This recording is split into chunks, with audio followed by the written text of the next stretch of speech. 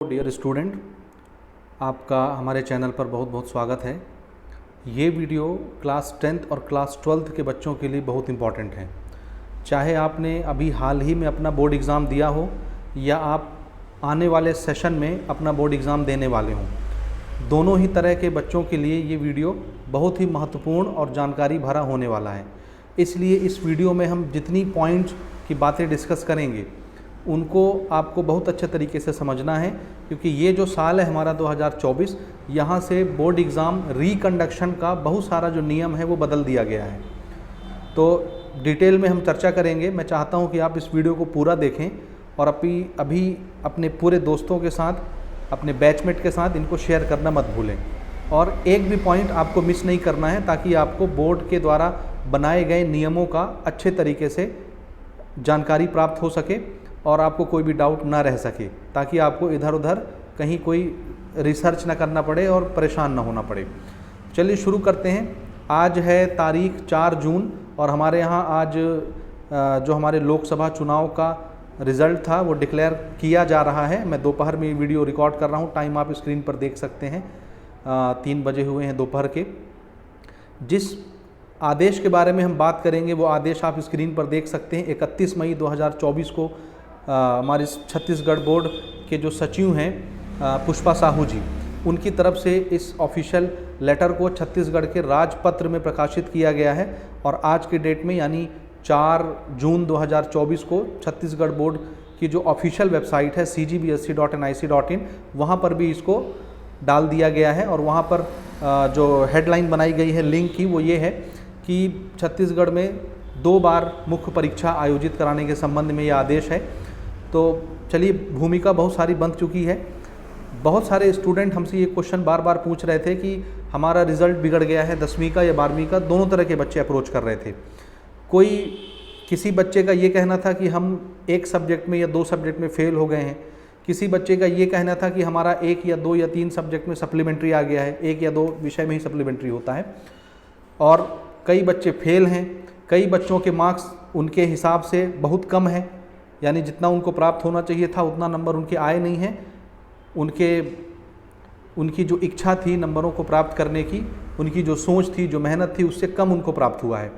तो ऐसे बच्चों के लिए हमारे यहाँ क्या कोई क्रेडिट योजना के तहत एग्ज़ाम होता है। जैसे आप सबको पता है कि CBSE में इम्प्रूवमेंट एग्ज़ाम होता है, जिसका फॉर्म भी अभी लगभग भराना शुरू हो गया है या होने वाला है, और जुलाई में आपके एग्ज़ाम कंडक्ट करवाए जाएंगे इम्प्रूवमेंट वाले।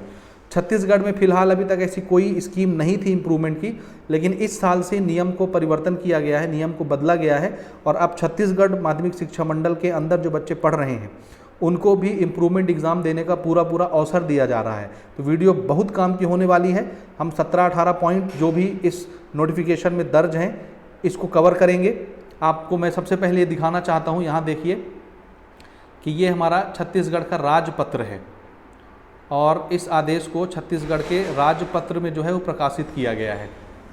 ठीक है, ये आप देख सकते हैं छत्तीसगढ़ राजपत्र, इसमें प्रकाशित किया गया और एक साथ पूरा आदेश आपके CG बोर्ड में रखा गया है। हालांकि छत्तीसगढ़ बोर्ड के लिए सिर्फ 2 पन्ने ही यहाँ पर काम के हैं, बाकी की चीज़ें बोर्ड से रिलेटेड नहीं है, बाकी चीज़ों से रिलेटेड है। आप चाहें तो मज़े से इनको पढ़ सकते हैं।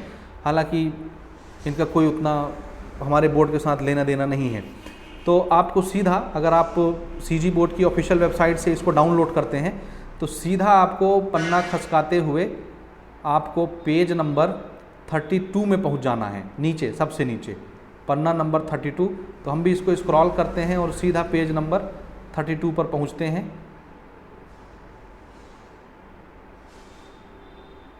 ठीक है, और 32 पेज नंबर पर मैं आपको दिखाता हूं। ये हम 31 पर आ गए और ये 32 है, देखिएगा ना। हाँ, 33 पर है, ये देखिए, विभाग प्रमुखों के आदेश। और ये हमारा Chhattisgarh board of secondary education, pension, बड़ा रायपुर, छत्तीसगढ़। और आप आदेश देख सकते हैं, ये हमारा जो है 31 मई 2024 का आदेश है। अभी 3-4-5 दिन पहले ही इसको रिलीज़ किया गया है और आज मैं ये वीडियो बना रहा हूँ 4 जून को।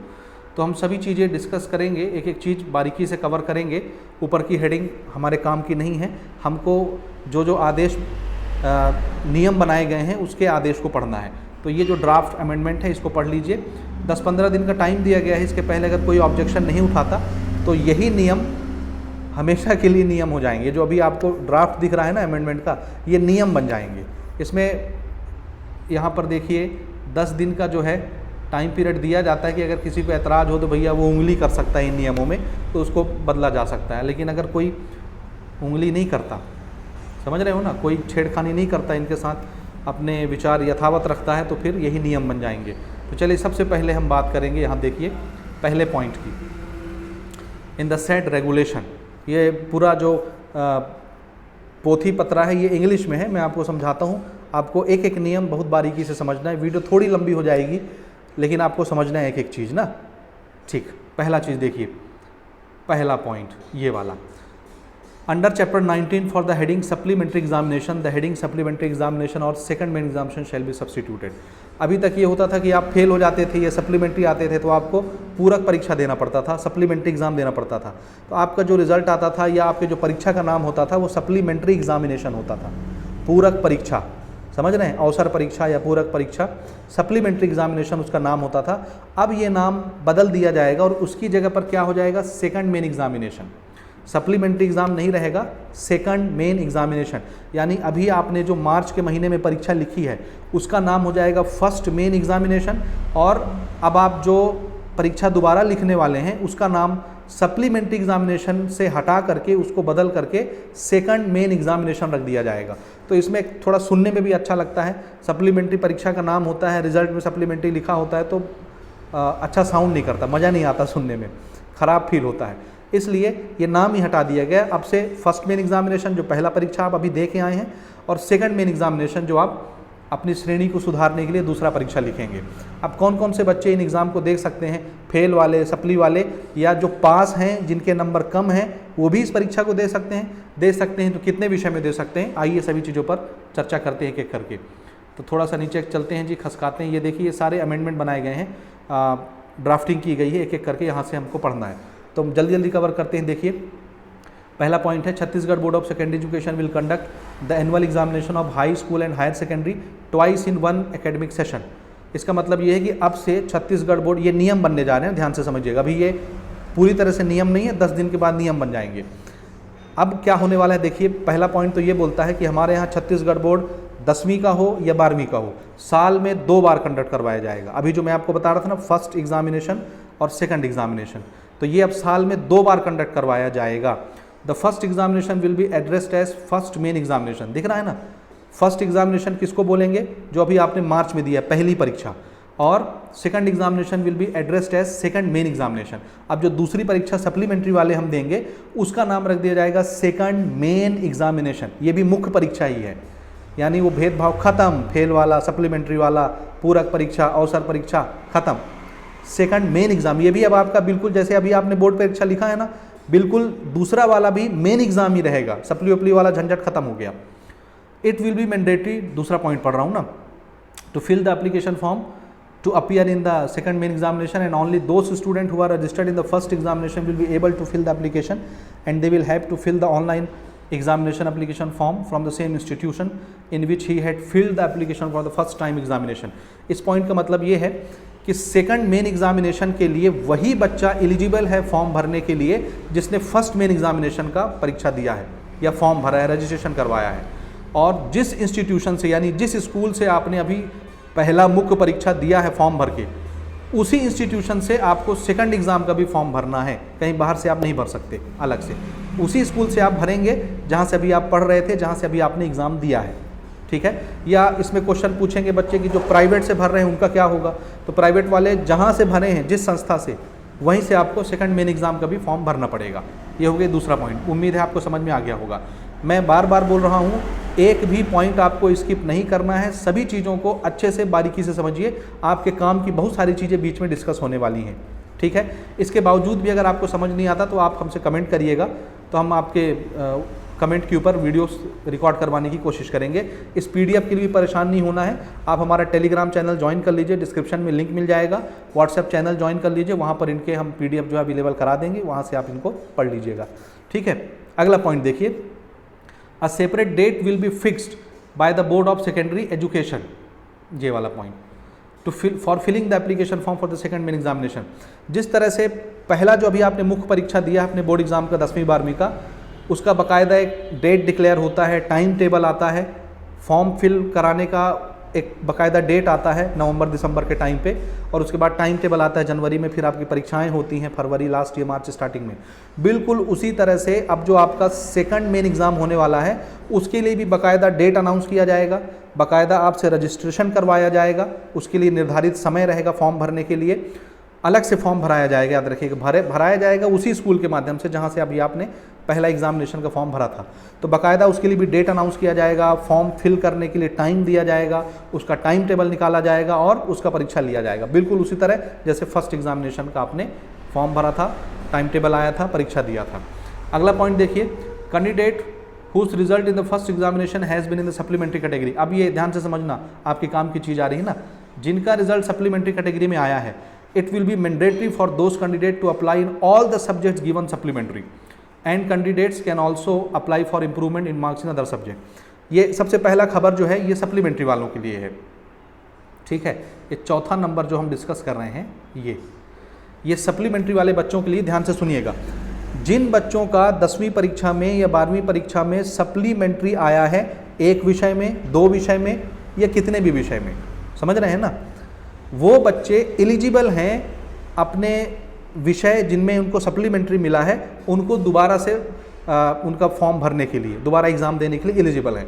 तो जितने विषय में आपका सप्लीमेंट्री आया है उसमें आप दोबारा से फॉर्म भर सकते हैं और उसका परीक्षा दे सकते हैं। तो फिर मान लो हमारे 6 विषय हैं 10वीं में और 2 विषय में हमारा सप्लीमेंट्री आया है और बाकी 4 विषय में नंबर कम है, तो अगर मैं सिर्फ 2 विषय सप्लीमेंट्री वाले ही भरता हूँ तो भी उसमें मैं एग्ज़ाम देके उतने अच्छे खासे नंबर प्राप्त भी कर लेता हूं, तो भी मेरा जो रिज़ल्ट है वो उतना अच्छा इंप्रूव नहीं हो पाएगा, क्योंकि मेरे बाकी 4 विषय जिसमें मैं पास हूं उसमें नंबर कम है। तो क्या करूंगा, तो आपकी मर्जी, आप जिस विषय में चाहें इम्प्रूवमेंट एग्ज़ाम दे सकते हैं। सप्ली वाला तो आप भरेंगे ही भरेंगे, इसके अलावा अगर आपको लगता है कि मेरा इस विषय में नंबर कम है, इसको मैं दोबारा एग्ज़ाम दे के नंबर बढ़वा सकता हूँ, तो वेल एंड गो, जाइए परीक्षा लिखिए, फॉर्म भरिए। आप इम्प्रूवमेंट कराने के लिए भी, यानी जिसमें आप पास हैं जिस विषय में, उस विषय में भी आप फॉर्म भर के परीक्षा दे सकते हैं। अगर आपका मार्क्स इम्प्रूव होता है, यानी अभी आपको जितना नंबर मिला है पास वाले विषय में उससे ज़्यादा नंबर अगर आपका आता है तो आपका मार्क्स इंक्रीज़ कर दिया जाएगा, और अगर उससे कम नंबर आता है तो घबराइएगा नहीं, जो पुराना नंबर है उतना मिलेगा ही मिलेगा, कम नहीं होगा। समझ रहे हैं। अगला पॉइंट देखते हैं, 5वां नंबर, थोड़ा बड़ा कर लेते हैं, ठीक है। हाँ, 5वां नंबर देखिए, ऊपर हेडिंग यहाँ पर आपको दिख जाएगी ये वाला, ठीक है, लाइन खींच देते हैं हम। कैंडिडेट हु हैव फेल्ड और remain absent in the first main examination can apply for the second main examination.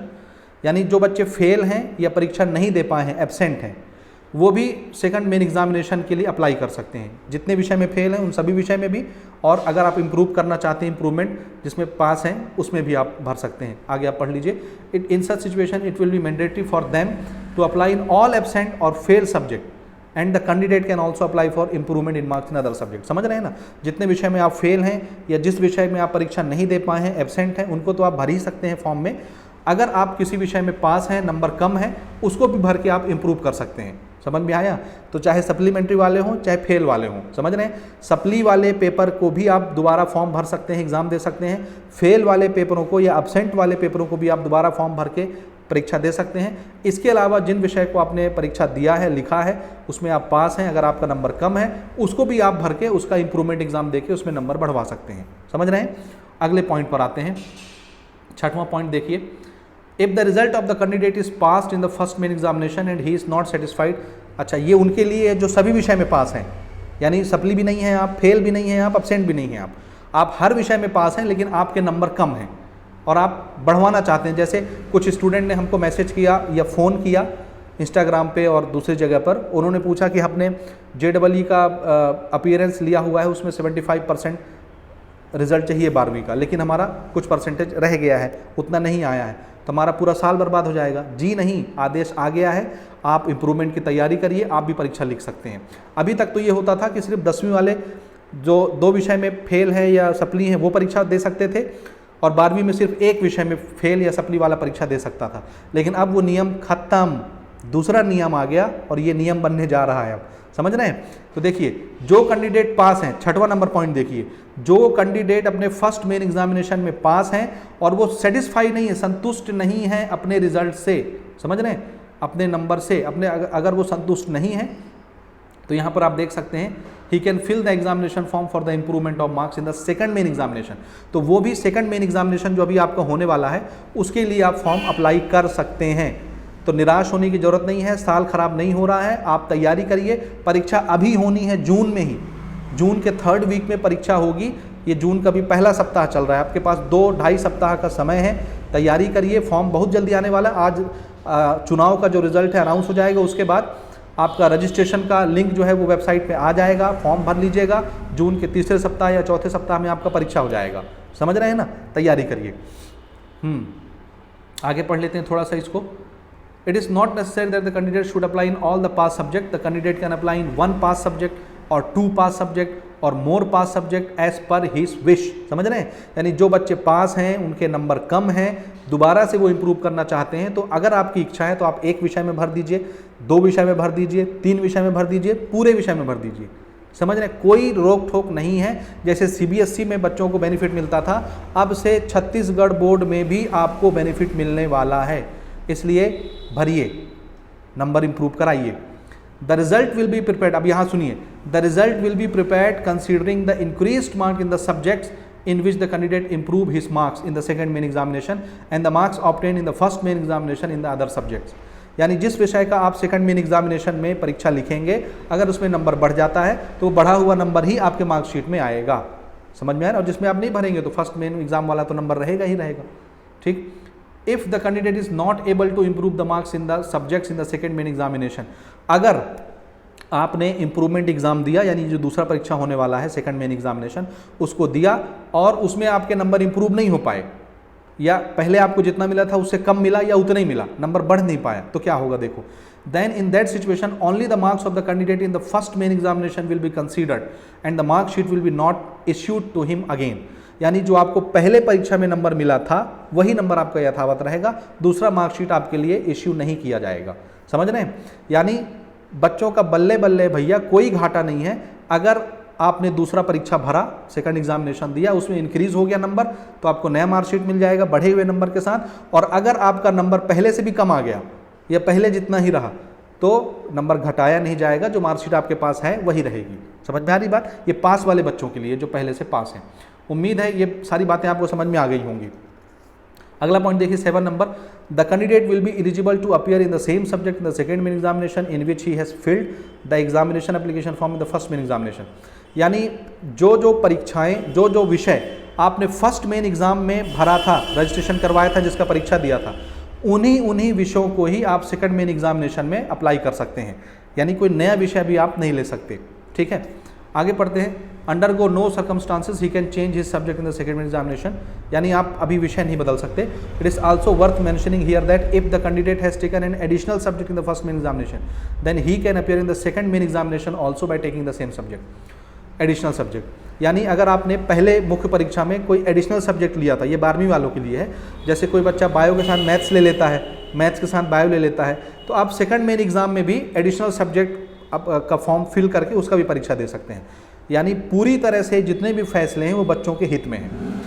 ऐसा बिल्कुल नहीं है कि अगर हमने कोई एडिशनल सब्जेक्ट लिया है तो खाली मेन सब्जेक्ट का परीक्षा लिख सकते हैं सेकंड मेन एग्जाम में और एडिशनल सब्जेक्ट को छोड़ना पड़ेगा, कुछ नहीं, आपकी मर्जी। आप जिसमें भरना चाहते हैं, मेन सब्जेक्ट में, एडिशनल सब्जेक्ट में, फॉर्म भरिए, परीक्षा लिखिए, इंप्रूव कराइए नंबर। अब क्या लोगे यार, तुम्हारे दिन आ गए। 8वां पॉइंट पढ़ते हैं, चलो। While preparing the result of the candidate in the second main examination, the marks obtained in the practical and project in the first main examination will be considered। ये भी बहुत काम की खबर है, ध्यान से सुनिएगा। For the second main examination, but if any candidate is not able to appear in the practical and project examination or fail in the first main examination, then such candidate will be eligible to appear in the practical and project exam in the second main examination। बल्ले बल्ले बल्ले, ठीक है। इसका मतलब ये है कि अगर मान लो आपने सेकंड मेन एग्ज़ाम लिखा तो उसमें जो पहले परीक्षा में आपने प्रैक्टिकल दिया था, प्रैक्टिकल का एग्ज़ाम दिया था, प्रोजेक्ट में जो नंबर मिला था, वो आपका एज इट इज़ यहाँ पे जुड़ जाएगा। यानी आपको सेकंड मेन एग्जाम में थ्योरी में जो नंबर मिलेगा वो पिछले प्रैक्टिकल के साथ जोड़ के आपका नया मार्कशीट बना दिया जाएगा, नंबर बढ़ा के। थ्योरी में नंबर इंक्रीज हो जाएगा, पुराना प्रैक्टिकल और प्रोजेक्ट का नंबर यथावत ले लिया जाएगा। लेकिन अगर आपने किसी प्रैक्टिकल एग्जाम में, किसी प्रोजेक्ट एग्जाम में परीक्षा नहीं लिखा या आप फेल हो गए, समझ रहे हैं, अपीयर नहीं हो पाए, किसी प्रोजेक्ट में फेल हो गए, किसी प्रैक्टिकल में फेल हो गए, किसी कारण से आपका नंबर कम रह गया, तो फिर आप सेकंड मेन एग्जामिनेशन के लिए दोबारा से प्रैक्टिकल एग्जाम देंगे, प्रोजेक्ट एग्जाम देंगे और आपको दोबारा नंबर दिया जाएगा स्कूल की तरफ से, और वो फिर आपके सेकंड मेन एग्जाम के साथ जुड़ करके आपका नया मार्कशीट बनवाएगा। तो प्रैक्टिकल भी दोबारा देने का आपको प्रावधान मिल गया, प्रोजेक्ट भी दोबारा आप दे सकते हैं। अगर आप प्रैक्टिकल में फेल हैं, प्रोजेक्ट में फेल हैं या एब्सेंट थे तो भी आप भर सकते हैं, समझ रहे हैं। अभी तक ऐसा होता नहीं था, हालांकि स्कूल वाले प्रैक्टिकल और प्रोजेक्ट में किसी को फेल नहीं करते। केस ये बनता है कि बच्चे अक्सर एब्सेंट हो जाते हैं, उनके लिए ये थोड़ा सा है, लेकिन ये बहुत कम बच्चे होते हैं इस तरह के। बहरकैफ अगर आपके साथ भी कोई लफड़ा हुआ है प्रैक्टिकल प्रोजेक्ट में तो आप फिर से प्रैक्टिकल और प्रोजेक्ट का एग्ज़ाम दे सकते हैं और इसमें भी नंबर बढ़वा सकते हैं। आगे देखते हैं, अगला पॉइंट है the same grace marking policy. ध्यान से सुनना भैया, the same grace marking policy will be valid in the second main examination. यानी अभी तक फर्स्ट मेन एग्जाम में जो ग्रेस की प्रथा थी, ग्रेस का प्रावधान था, जैसे बच्चे कम नंबर पाते थे, फेल होते थे 1 या 2 विषय में, तो टीचर क्या करते थे 5 से 10 नंबर तक उनका अपने से बढ़ा देते थे, ये ग्रेस हो गया। तो ये आपको सेकंड मेन एग्जाम में भी बेनिफिट मिलेगा भैया। अगर आपका सेकंड पेपर भी मान लो अभी आप दोगे, वो बिगड़ गया, कुछ नंबर कम हो रहा है पास होने के लिए, तो आपको ग्रेस दे दिया जाएगा सेकंड मेन एग्जाम में भी। तो यहाँ पर भी ग्रेस मिलने वाला है, इसके लिए भी बल्ले बल्ले बधाई हो। ठीक, अगला पॉइंट देखते हैं। If the candidate is eligible for bonus marks in the first main examination then he will be eligible for bonus marks in the second main examination also, but the bonus marks will not be repeated. समझ रहे, इसका मतलब ये है, जैसे बहुत सारे बच्चों को बोनस नंबर भी मिलता है ना, कोई क्वेश्चन गलत हो गया, बोर्ड की तरफ से जो गलती होती है, टीचर के कारण जो कॉपी आपकी चेक करता है उसके कारण कुछ गलती होती है, तो फिर उसमें आपको बोनस नंबर दिया जाता है। जैसे कुछ क्वेश्चन पेपर में कुछ क्वेश्चन गड़बड़ हो गया तो फिर उसका बोनस नंबर मिलता है आपको किसी भी तरीके से।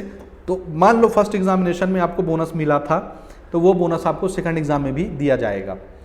करेंगे ये कि फर्स्ट एग्जामिनेशन में जो आपका थ्योरी का नंबर था और बोनस का नंबर था उसको अलग अलग कर लेंगे। अब थ्योरी वाला नंबर अलग हो गया, बोनस वाला अलग पता चल गया।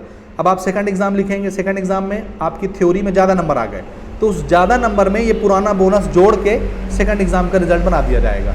समझ रहे हैं। After deducting the bonus marks added in the first main examination the bonus in the second examination will be added. बात समझ में आ गई। पुराना बोनस नंबर जो मिला था उसी को पुराने नंबर के साथ अलग करके, यानी बोनस वाला नंबर अलग कर देंगे, थ्योरी वाला अलग कर देंगे, और सेकंड एग्जाम में आपको थ्योरी में जो नंबर मिलेगा उसके साथ उस बोनस को भी जोड़ के आपको बढ़ा हुआ नंबर दे दिया जाएगा। बोनस सिर्फ देखिए परीक्षा में क्वेश्चन गलत होने से नहीं मिलता। आप देखे होंगे, आप लोग के स्कूल में होता होगा, क्या कहते हैं, स्काउट गाइड के 10 नंबर मिलते हैं, ये भी बोनस नंबर है। समझ रहे हैं। बहुत सारे बच्चों के मार्कशीट में आप देखेंगे, अगर आपके स्कूल में बच्चे स्काउट गाइड में प्रैक्टिस करते हैं, उनके पास प्रमाण पत्र है, तो उसका 10 number as a bonus board देती है। तो ये इसी बोनस की बात हो रही है। किसी भी तरह का बोनस हो, वो bonus number second main exam में भी आपको एज इट इज़ दिया जाएगा। समझ गए ना। आगे बढ़ें। ठीक। After the result of the first main examination A temporary merit list will be issued and after recalculation revaluation of the first main examination a permanent merit list will be issued। ये तो पुराना नियम है, इसमें कोई बदलाव नहीं है।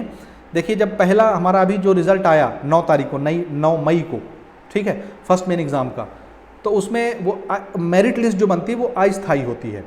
क्यों अस्थायी होती है? जो रिजल्ट डिक्लेयर होता है वो अस्थायी होता है। क्यों?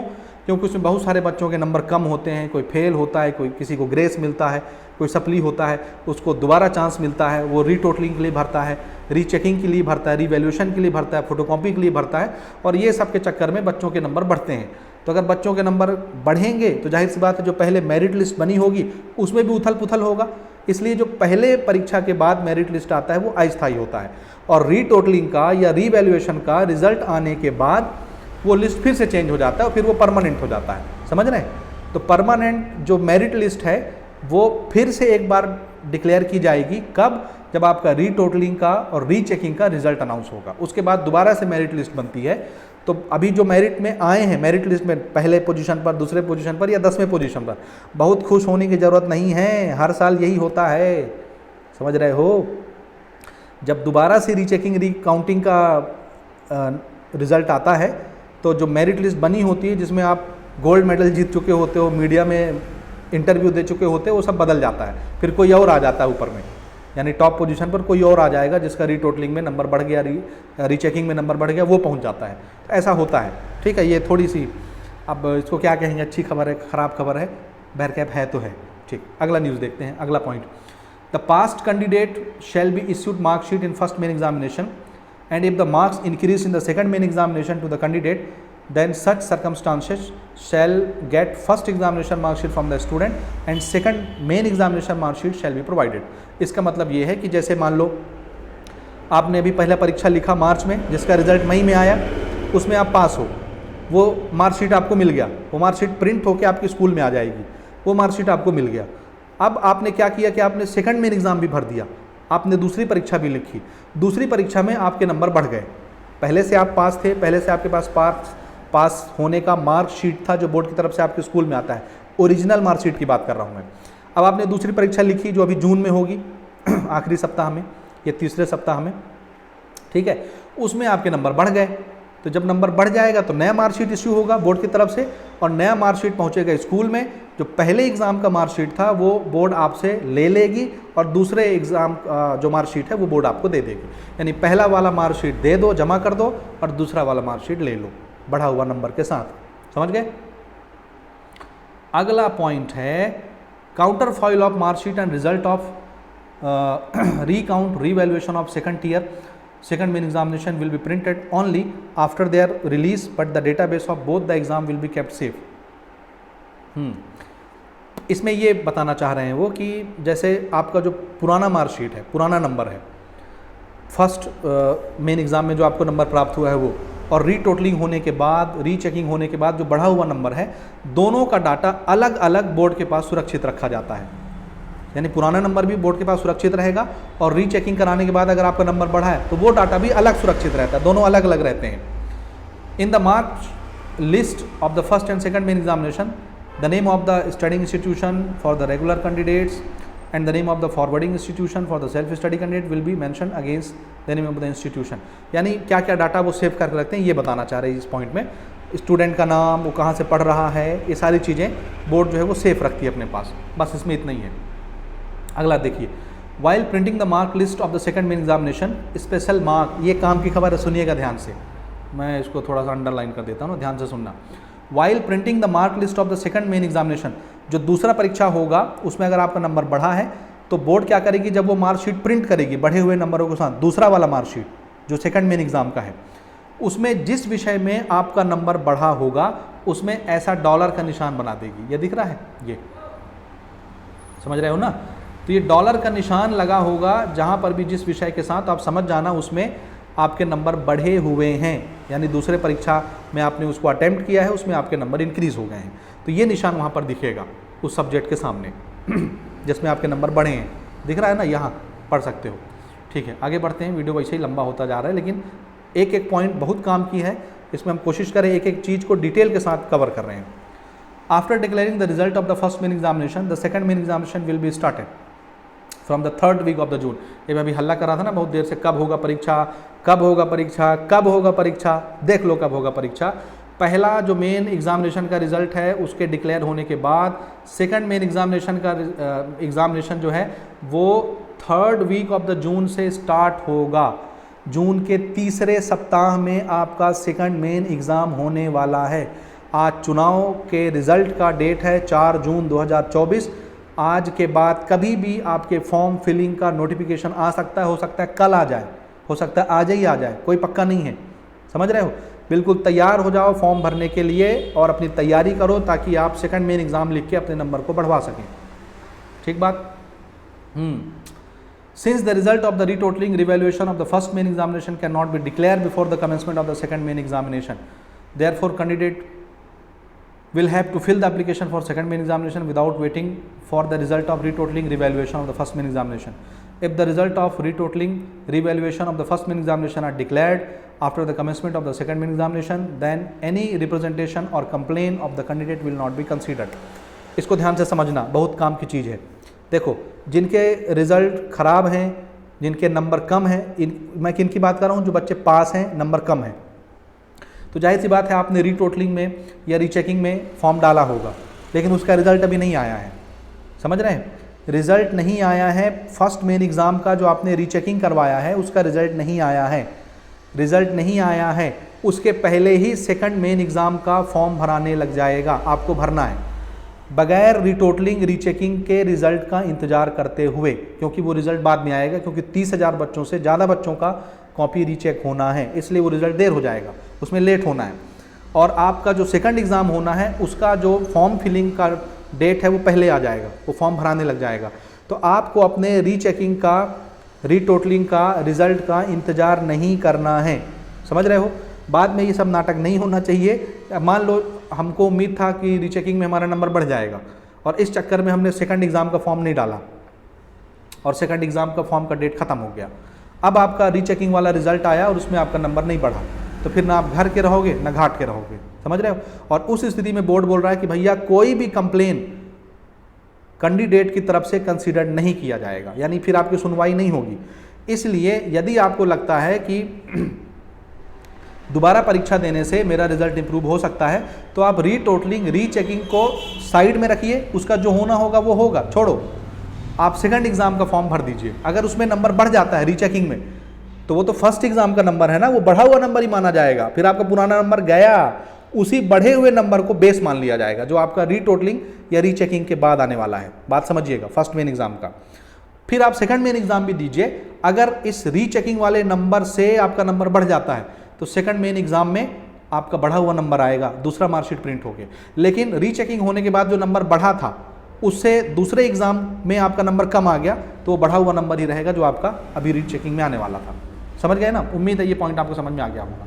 अगला पॉइंट देखिए, those candidate who appear in the second main examination for improvement of the marks in the subjects and improve the marks और there is no improvement in the marks, then such candidates are eligible for division improvement as per the provision of the previous rule on the basis of the eligibility। इसमें कुछ division के criteria हैं, first division, second division, third division, वो अभी यथावत रहेंगे। अगर आप सेकंड एग्ज़ाम देते हैं और भले उसमें आपका नंबर इंप्रूव होता है या नहीं होता, कोई फ़र्क नहीं पड़ता। डिवीज़न इंप्रूवमेंट जो पुराने नियमों के तहत था, वो यहाँ पर भी यथावत रहेगा। एलिजिबल कैंडिडेट का डिवीज़न जो है आगे पीछे किया जा सकता है, first division, second division, third division. समझ रहे हैं, ठीक। उस पर हम ज़्यादा डिस्कस नहीं कर रहे हैं, क्योंकि मेरे भी पल्ले नहीं पड़ रहा है, मैंने वो नियम पुराना नहीं पढ़ा हुआ है। आपको अगर जानकारी हो तो आप कमेंट कर सकते हैं, ठीक है, ओके। अगला पॉइंट देखिए, those candidate who remain unsuccessful in some subjects even after the second main examination. ध्यान से सुनना भैया, भैया ध्यान से सुनना, ठीक है। कहने का मतलब ये है कि अगर आपने सेकंड मेन एग्ज़ाम दिया, दूसरी परीक्षा जो अभी होने वाली है जून थर्ड वीक में, और मान लो दुर्भाग्य से उसमें आपका रिजल्ट नहीं सुधरा, आप नंबर नहीं बढ़वा पाए, आप अनसक्सेसफुल रह गए, will get the benefit of third and fourth chance as per the current rules in the first examination and second examination of the upcoming year. हाँ, अब इसको सुनना ना, अब से साल में 2 बार मेन एग्ज़ाम होंगे बोर्ड परीक्षा के 10वीं 12वीं के, एक तो मार्च में और दूसरा अभी जून में हो रहा है, जो होने वाला है। ये पहला साल है भैया ना, ध्यान से सुनना। मान लो अभी आपने जून में परीक्षा लिखा थर्ड वीक में और उसमें भी आपके नंबर नहीं बढ़े, कोई दिक्कत नहीं है। अगले साल फिर से एक बार मार्च में परीक्षा होगा और फिर से जून में परीक्षा होगा, तो नेक्स्ट ईयर जो मार्च में परीक्षा होगा उसको ये बोल रहे हैं third exam, third main exam. समझ रहे हैं, और जो जून में परीक्षा होगा वो हो जाएगा आपका फोर्थ चांस। तो तीसरा और चौथा चांस आपको अगले साल मिलेगा, बीच में कोई परीक्षा नहीं होगी। समझ रहे हैं, तो पूरा साल आपका चला जाएगा, लेकिन आप उसमें भी ये बेनिफिट ले सकते हैं। जैसे आपने अभी परीक्षा लिखा, 2 सब्जेक्ट में आपके खराब रिजल्ट हैं, एक सब्जेक्ट में आपका खराब रिजल्ट है, तो नेक्स्ट ईयर भी अगर इस साल अभी जून में आप नहीं उसको सुधार पाते हैं, तो अगले साल भी आप चाहें तो उन्हीं एक विषय या 2 विषय में भर के उनको आप इंप्रूव करवा सकते हैं। तो आपको नेक्स्ट ईयर फिर से 2 चांस मिलेगा। जब आपके जूनियर बोर्ड परीक्षा लिखेंगे मेन एग्ज़ाम अपनी सभी सब्जेक्टों के साथ, तो आप उसमें भी अपने जिस सब्जेक्ट को इंप्रूव कराना चाहते हैं उसको उन्हीं के साथ भर के एग्ज़ाम दे सकते हैं। तो 4 मौके आपको दिए जा रहे हैं, 4 मौके, ध्यान से समझना भैया, 4 मौके। 2 मौके आपके, एक मौका तो आपका निकल गया जब भी आपने फर्स्ट मेन एग्ज़ाम दिया, दूसरा मौका अभी आपको जून में मिलने वाला है थर्ड वीक में, तीसरा मौका जब आपके जूनियर अगले साल 2024-25 का एग्ज़ाम लिखेंगे मार्च में मिलेगा, उसमें भी आप 1 विषय, 2 विषय, 3 विषय या जितने विषय चाहें भर के इम्प्रूव करवा सकते हैं, जैसे अभी करवा रहे हैं। फिर जून में फिर परीक्षा होगा, वो आपका चौथा मौका होगा, उसमें भी आप करवा सकते हैं। समझ गए? Like the first main examination, in the second main examination also question paper will be printed in the 3 set ABC in main subject and single set in the minor subject। जैसे अभी तुम परीक्षा लिखे ही हो तो जानते हो तुम्हारे पेपर 3 सेट में आते हैं, set A, set B, set C. बिल्कुल उसी प्रकार से सेकंड एग्जाम जो होगा उसमें भी आपके यही तीनों सेट देखने को मिलेंगे मेन सब्जेक्ट में, और जो माइनर सब्जेक्ट है उसमें एक सिंगल सेट आएगा। अब माइनर सब्जेक्ट कौन सा है आप वो देख सकते हैं, जैसे कम्युनिकेशन का पेपर हो गया और IT वगैरह का पेपर हो गया, वो सब माइनर सब्जेक्ट है, तो उसमें आपको एक ही सेट देखने को मिलता है। आखिरी पॉइंट कवर कर रहे हैं। It will be mandatory for the candidates who want to appear in the examination under this regulation to deposit the fees prescribed by the board. जिसको सेकंड परीक्षा में बैठना है, अपना श्रेणी सुधार करना है, किसी भी तरह का इंप्रूवमेंट करना है, सप्ली है, फेल है या इंप्रूवमेंट है, तो बोर्ड ने जो पैसा निर्धारित किया है फीस के तौर पर वो आपको देना पड़ेगा, और वो सारी डिटेल जो है आपको स्कूल वाले बताएंगे। ठीक है, तो इस वीडियो में इतना ही है। नीचे देख लो भैया, पुष्पा साहू हमारी जो सचिव हैं छत्तीसगढ़ माध्यमिक शिक्षा मंडल की, उनकी तरफ से आदेश जारी किया गया, छत्तीसगढ़ के राजपत्र में प्रकाशित हो गया। आज मैं ये वीडियो बना रहा हूँ, कल से देखना है इसका फोटोकॉपी शुरू हो जाएगा, सब लोग बनाने लग जाएंगे, मीडिया में आ जाएगा और हल्ला हो जाएगा। तो शेयर कर दो दबा के। अगर कोई क्वेश्चन है कमेंट करो, इंस्टाग्राम पे मैसेज करो, PDF के लिए टेलीग्राम ज्वाइन कर लो यार, हमारा व्हाट्सएप का चैनल है वो ज्वाइन कर लो। बहुत जल्दी हम अपने कोर्सेज स्टार्ट करेंगे। मैं भी थोड़े से एग्ज़ाम में उलझा हुआ हूँ, तो मैं 20 जून के बाद फ्री हो जाऊँगा और अपनी फिर यूट्यूब चैनल की जर्नी या ऐप की जर्नी स्टार्ट करेंगे। सभी की क्लासेस की जो है जो कुछ भी हमने पिछले वीडियो में आपसे कहा है उनकी स्टडी मटेरियल आने शुरू हो जाएंगे 20 जून के बाद। ठीक बात, मैं भी परीक्षा लिख रहा हूँ तो मैं 20 जून के बाद खाली हो जाऊँगा। ठीक बात, तो वीडियो शेयर करिए। मिलता है अगले वीडियो में किसी अगले अपडेट के साथ। बहुत बहुत धन्यवाद वीडियो देखने के लिए।